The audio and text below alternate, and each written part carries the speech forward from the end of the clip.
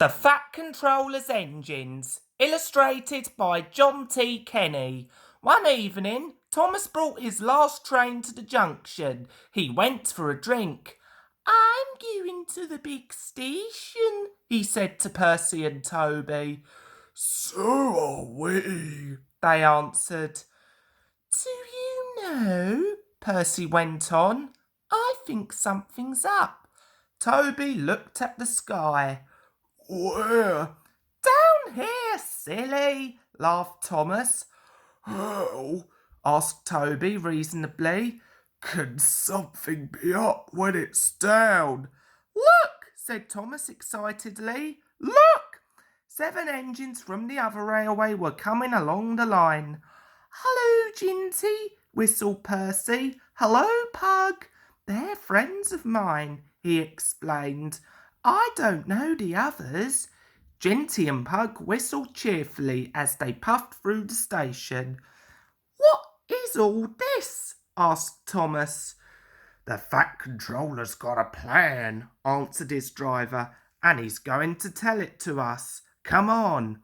So they followed to the big station at the end of the line where all the engines had gone. The Fat Controller was waiting for them there. "The people of England," he said, "read about us in the books, but they do not think that we are real." "Shame," squeaked Percy. The Fat Controller glared. Percy subsided. "So," he continued, "I am taking my engines to England to show them." "Hooray! Hooray!" the engines whistled. The Fat Controller held his ears. "Silence!" he bellowed. "We start the day after tomorrow at 8 a.m. Meanwhile, as these engines have kindly come from the other railway to take your place, you will show them your work tomorrow." Next day, as Annie and Clarabel were going to England too, Thomas and Ginty practised with some other coaches. Thomas was excited. He began boasting about his race with Bertie. "I whooshed through the tunnel and stopped an inch from the buffers. Like this. Crash!" The buffers broke. No one was hurt, but Thomas's front was badly bent. They telephoned the Fat Controller. "I'll send up some men," he said, "but if they can't mend Thomas in time, we'll go to England without him." Next morning the engines waited at the junction.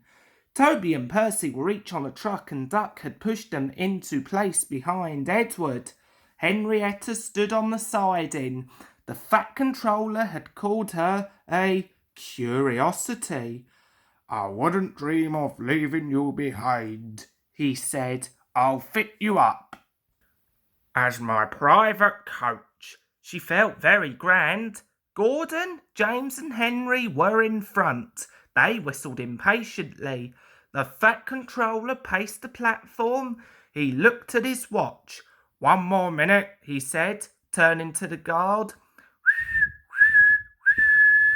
Whistled Thomas and panted into the station. Annie and Clarabel twittered anxiously. "We hope we're not late. It isn't quite 8. "Thomas," said the Fat Controller sternly, "I am most displeased with you. You nearly upset my arrangements."